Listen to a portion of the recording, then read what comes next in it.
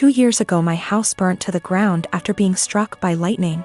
Thankfully it was during the day, so our 3 kids were at school and my husband and I were at work. We lost everything, but we were safe. It took almost 11 months for the insurance to pay out. The insurance covered 1 month worth of hotel stays, but after that we were made to fend for ourselves, and the only option we had was to move in with my SIL. She tells us we can have her spare room and her office space. Since she used neither of the rooms, and her stipulations was we needed to purchase all of our own food and pay her $100 a week. By week 3 all of that changed. She then decides we need to pay her $250 a week and we can only use 1 room. So all 5 of us were crammed into the smallest room she had, which was the size of a glorified closet space and didn't even fit a twin bed and a small dresser. So we lived out of trash bags and slept on the floor for close to $1,000 a month some months, and still had to purchase all of our own food, despite her claiming my children on her food stamps. She also had no bills outside of her land tax, $450 a year, electric and heating oil, which she hardly ever filled. So we were essentially paying her so she could do leisure activities. It was the worst 8 months of my life. 3 months ago my grandmother decided that she wanted to go to assisted living after a fall and transferred the deed of her house to me, and basically said it was mine now. It is a 5-bedroom farmhouse. My boys insist on sharing a room, so we have 2 extra bedrooms. Well, my sister-in-law lost her house last month due to not paying her land tax for several years and asked if her and her stepdaughter could stay with us until they get enough money to move down south. I said sure, 1 bedroom, $800 a month, and you have to buy and cook all your food separately because my daughter is vegan. She looked at me like I had 10 heads and said that she and her stepdaughter should not be made to share a room when there are 2 extra rooms, and stated she cannot afford a rent of $800 while purchasing all of her own food on top of it. I said, neither could we, but we managed to cram 5 people into a glorified closet space while you were getting $1,000 and food stamps. Take it or leave it. She decided to leave. I own a small condo in Orlando. I bought it while working for the Mouse, and my friend Ben lived there with me. Ben's a cook and is rarely home. He has a large room that is accessible from outside and attached bathroom that locks to the rest of the house. Well, I got a different job, got engaged to my partner, and moved a few hours away.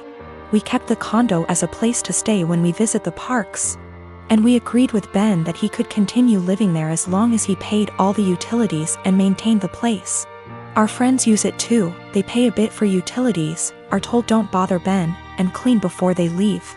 Between everyone who uses it, we've gotten stuff donated, so it's now a fully stocked vacation home. My immediate family and I have a bad history, but we mended.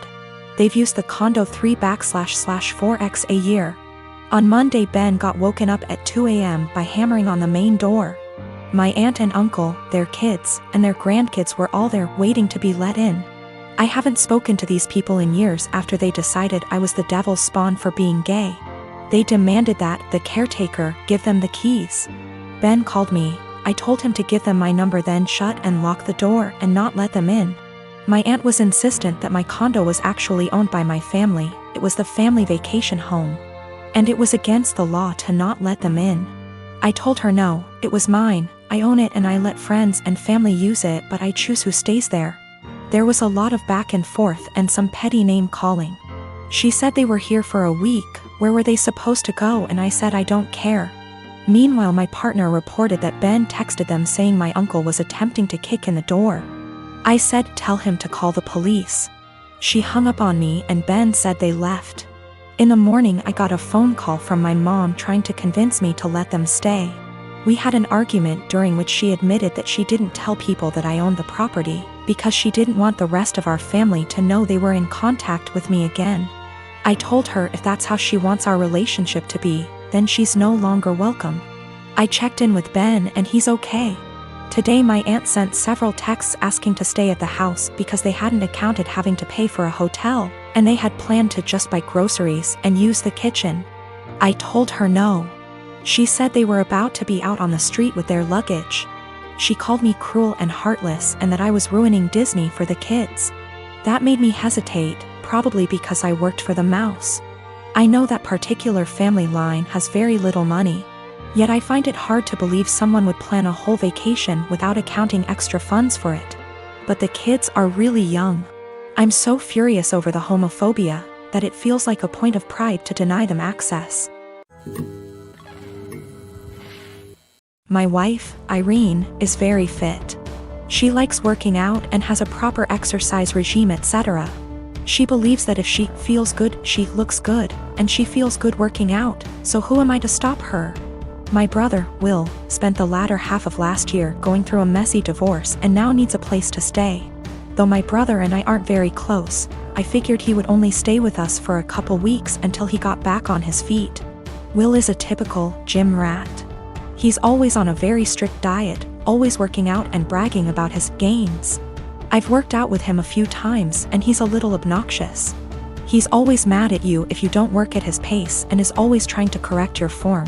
He's a pretty fit and muscular guy, but I don't like to exercise with him. Will has been pushing Irene to work out with him because, according to him, she won't be able to keep up with him. Irene mostly just shrugs him off with a laugh and tells him she would love to work out with him. Irene works out in the mornings, 3 times a week, and then does a run in the evening. But she's been busy this past week and hasn't been able to stick to her usual schedule. Will thinks that she's making excuses because she doesn't want to be embarrassed by him. Again, Irene just laughs him off. About 2 days ago, Irene and Will went on an early morning run. I didn't go with them, but the first thing I heard when Will entered the house was, "The only reason I couldn't keep up with you, Irene, is because you were sweating too much." I found this extremely comical, and kinda just laughed him off. Irene rolled her eyes and went to take a shower, so I thought that the conversation would die. However, Will just kept bringing up my wife's sweat. My wife went to work and he told her to make sure she doesn't sweat through her clothes, or when she called me in the middle of day. He yelled, "Tell the sweaty." I said hi. Of course, the comment aggravated me and I told him to knock it off and stop acting like a child. I thought that was the end of it, but he just kept going. By the end of the day, I was tired of his comments, but Irene seemed rather unfazed by them. When she served him food, he made a comment about her sweating into the food. At this point, I was at my wit's end and I told him to stop acting like a sore, slow, referring to his running pace, loser, and eat his food. Will, of course, got angry, and said the only reason he was going slower than usual was because he was distracted by my wife's unhygienic sweat. Irene looked a bit offended by this, and I told Will that I would kick him out if he made another comment like that. He's been super pissed ever since. I jokingly told this story to a mutual friend and they agreed with Will. Maybe I shouldn't be so harsh. I didn't expect this amount of responses. I've decided to kick him out. He will be staying at a nearby hotel now.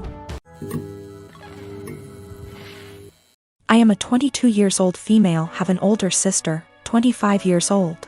My sister is very sensitive about everything. When we were young, if I made the smallest comment like, "I prefer pink over blue," it would make her cry because she thought I was aiming at her by saying it. My parents would always ask me to apologize to her since she's sensitive and I'm emotionally stronger than her. My parents never controlled my sister's diet growing up, letting her have what she wants since they found it too difficult to control her. I was skinny as a stick when I was a kid. So even though my family has a long history of thyroid disease, my parents didn't think there was an issue with me.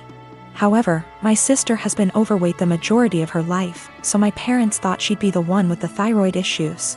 They took us to an endocrinologist when I was 10.